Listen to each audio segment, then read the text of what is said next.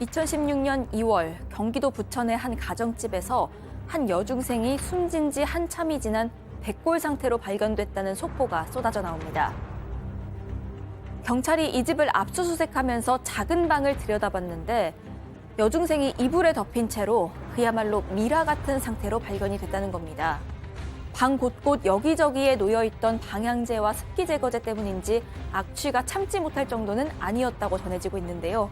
시신 발견과 동시에 두 인물이 긴급 체포되면서 사건의 진실이 드러나기 시작합니다. 오늘 사건연구소는 백골로 발견된 여중생을 따라가 봅니다. 자, 2016년 2월 그나마 겨울이었으니까 그나마 망정이지. 자, 일반 가정집의 백골 상태, 그냥 미라가 그것도 신원을 확인해 봤더니 여중생 시신이 있었다. 아이고, 이건 아니 진짜 냄새가 진동을 했을 것 같은데. 그런데 그렇진 않았다고 지금 전해지고 있는데요. 이날이 2016년 2월 3일 아침 9시였습니다. 경찰이 경기도 부천시 소사구에 있는 한 단독주택을 압수수색하고 있었는데 얼마 지나지 않아서 이 집 작은 방에서 시신이 발견이 됩니다. 이불에 덮인 채로 정확히 말하자면 반백골 상태였는데 약간 밀랍화가 진행된 형태로 보였고요. 숨진 지 한참 지난 걸로 보였습니다.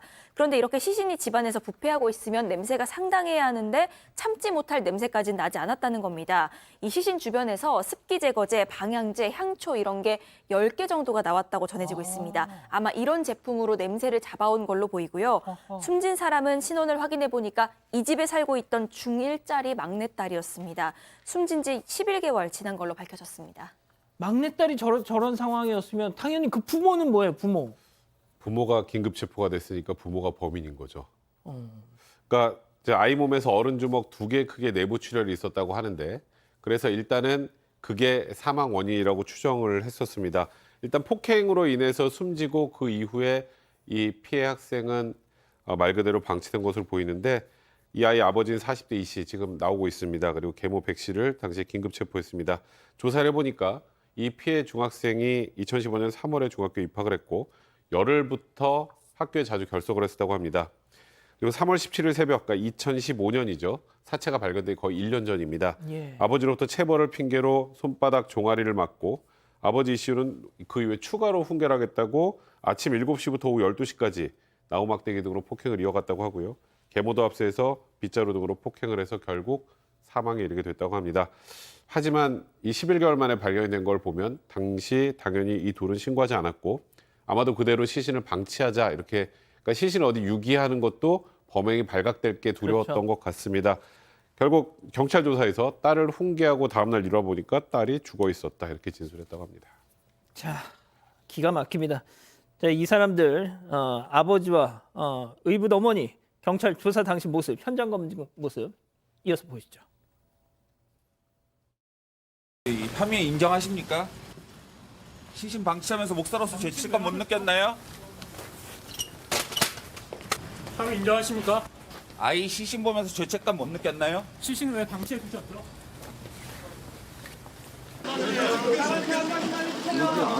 죄책감 안 느꼈습니까? 시신 보면서 뭐라고 기도하셨습니까? 자, 양 변호사님, 목사로서 그리고 기도 이거 무슨 얘기죠?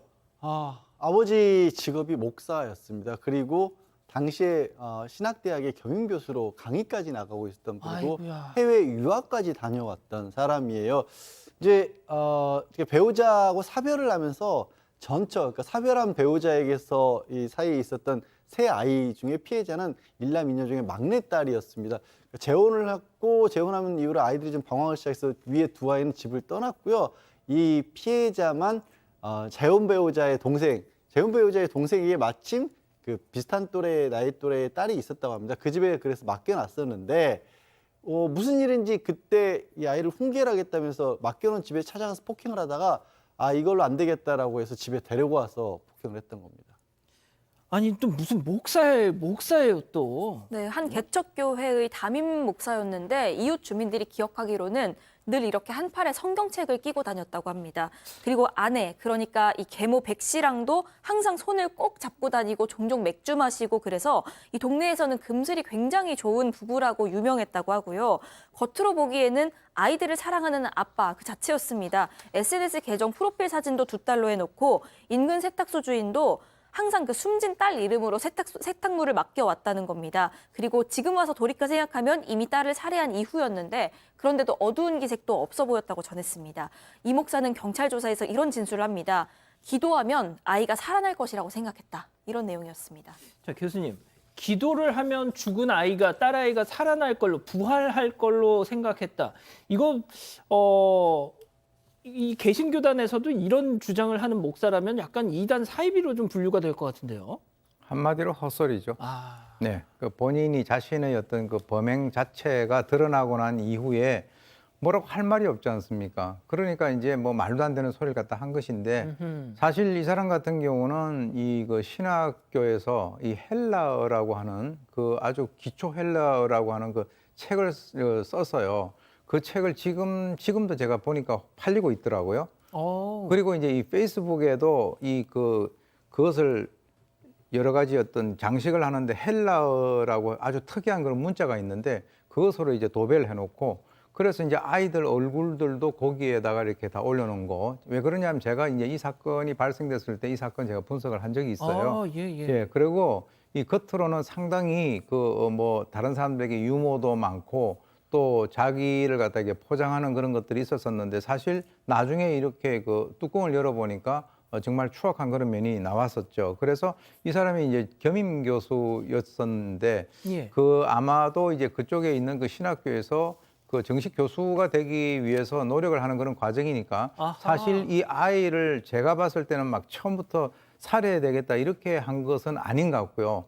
본인이 학대를 하는 그 과정에서 아이가 사망을 해버린 거죠. 아하. 그런데 이제 거기에는 방법이 자수를 하는 방법이 있고 또는 뭐 어떻게 은폐를 하는 방법이 있는데 전자가 아니고 후자를 택한 이유는 만약에 이것이 밝혀지게 된다면 지금까지 자기가 쌓아왔던 모든 것들이 다 무너지기 때문에 그것을 갖다가 은폐를 하기 위해서 이런 엽기적인 것을 했는데요. 실제로 이제 이 사람을 그 담당을 했었던 그 경찰의 범죄 심리 분석관도 이 사람이 그런 행동을 한 것은 바로 자기가 가지고 있는 그런 목사라고 하는 지위 그리고 겸임 교수라고 하는 지위를 잃을까 봐 시신을 유기한 것이다 이렇게 얘기를 하고 있습니다.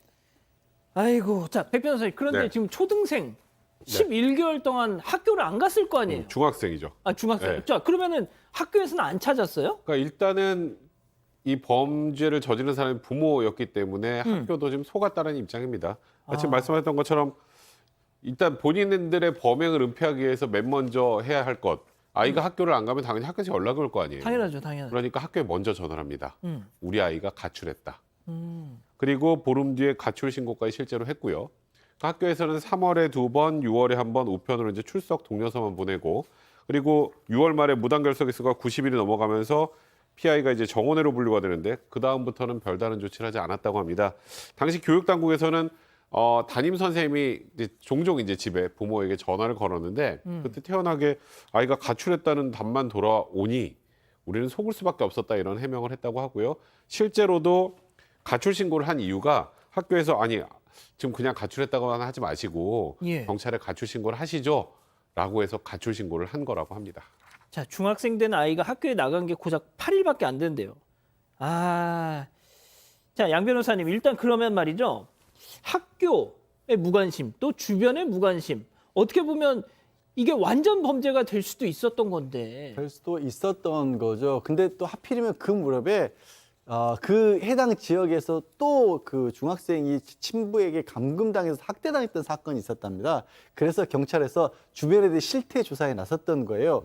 실태 조사를 하는데 이 학생도 이게 학교를 나오지 않고 있네. 그래서 부모한테 연락을 했는데 부모가 수사에 도통 협조적이지 나오지 않았다는 그때 무슨 거예요. 전수조사하고 막 그랬던. 예.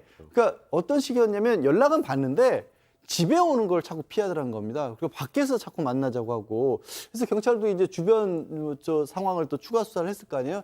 결정적으로 이 숨진 여중생의 가장 친한 친구가 이 학생이 실종되기 직전에 이 부모로부터 폭행당했다라는 얘기를 들었다라고 어허. 경찰에 제보를 한 겁니다. 예, 예, 그래서 경찰은 이제 압수수색 영장을 받아가지고 집으로 찾아가는데 막상 그때는 영장을 들고 갔었을 때는 특별하게 저항하지도 않고 순순하게 그냥 응했다고 합니다.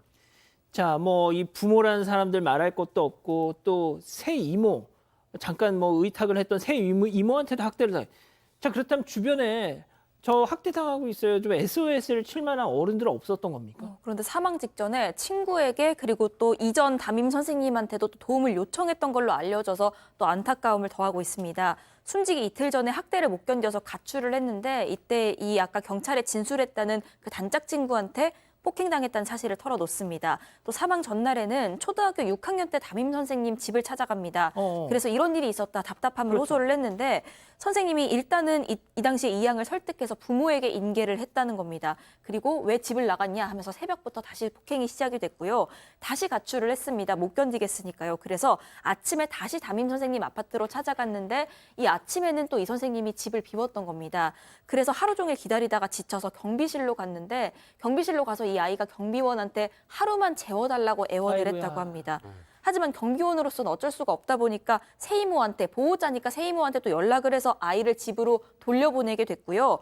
이 목사 부부는 또 이 아이에게 왜 가출을 했냐면서 이번엔 애가 집을 뛰쳐나가지 못하게 아이의 옷을 벗기고 구타를 시작을 했습니다. 그리고 추가로 훈계를 하겠다면서 본인들이 살고 있던 집으로 데려가서 또 훈계를 하고 훈계한답시고 폭행을 하고 그러다가 아이가 숨지게 된 거였습니다. 자, 마지막 실오라기라도 잡고 싶은 심정에서 도움을 요청했던 어른들이 오히려 더 그 사지로 몰아 넣었던 겁니다. 자, 제가 교수님께 마지막에 좀 정리 말씀 부탁드리고요. 자, 양 변호사님, 그러면 이 인면수심의 이 친부와 계모 어떤 법적 일단 1심 판결은 친부에게 징역 20년 그리고 계모에게 15년을 선고를 했습니다. 하지만 두 사람은 형이 무겁다고 생각했는지 반성하고 있으니까 좀 형을 깎아달라고 항소를 했어요. 항소심 재판부에서 이렇게 얘기를 합니다. 진정한 반성은 자기 죄의 대가를 받아들인 것부터 시작을 한다. 그리고 이렇게 참혹하게 어린 나이에 숨진 그 피해자를 생각해 보면 이거 무겁다는 생각 안 든다 나는 해서 항소를 기각했고요. 그럼에도 불구하고 또 못 받아들이고 대법원까지 갔지만 대법원도 역시 마찬가지로 받아들이지 않아서 그냥 원래 1심이 그대로 확정이 됐습니다. 자, 교수님, 제가 아까도 말씀드렸지만 정말 그 상황에서 벗어나기 위해서 주변 어른들한테 도움을 청했는데 다 그 손을 걷어 이렇게 치워버렸습니다. 사실 아이의 입장에서는 한번 살아보려고 정말 발버둥을 쳤는데요. 주위에 있는 그 어른들이 그것을 받아주지 않았습니다. 요즘 같으면은 이것은 이렇게 해결이 되지 않겠지만 예. 그 당시만 하더라도요. 선생님한테 가서 얘기를 했는데 선생님이 자기 부모한테 연락을 해서 데리고 가라 그랬으니까 그 아이는 가서 더 죽는 거예요. 어떻게 보면. 그렇죠. 그래서 제가 이제 이 아이 얼굴을 압니다. 이 아이고. 초등학교 때부터 반장 또는 뭐 부반장 해가지고 굉장히 얼굴이 밝고 모범적이었는데 실제로 이제 이 때리는 이유를 갖다 대야 될 거 아닙니까? 물론 뭐 목사 이 사람 같은 경우는 아버지로서 이 재혼한 여성에게 좀 더 잘 보이려고 그렇게 했는지는 모르지만 자기 아이가 사실은 이 독일에서 태어난 거로 추정이 되거든요. 그리고 이제 자기 그 원래 그 부인 같은 경우는 암으로 이제 사망을 한 그런 상태이기 때문에 사실 그 위에 있는 오빠나 언니는 다 이제 집을 나가 있는 상태에서 혼자서 아이고야. 그 모든 어떤 그 학대를 갖다가 몸으로 다 받아야 되는 그런 상황인데 아이에게 도백이 있다. 그리고 헌금을 갖다 훔쳤다. 이런 이유를 댔는데 나중에 확인을 해보니까 전혀 그런 것들이 아니었어요. 그래서 제가 봤을 때는 정말 이 아이 같은 경우는 본인이 살려고 그렇게 발버둥을 치다가 쓸쓸하게 세상을 떠났고요. 그리고 난 뒤에 10달 동안 그런 상태로 집안에 방치가 된 굉장히 가슴 아픈 그런 사건입니다. 알겠습니다. 자, 오늘 사건 연구소 이렇게 정리하고요. 사건의 진실을 추적하고 싶다는 사반 가족분의 사연인데요. 궁금하시다면 사건반장 유튜브 채널을 구독해 주세요.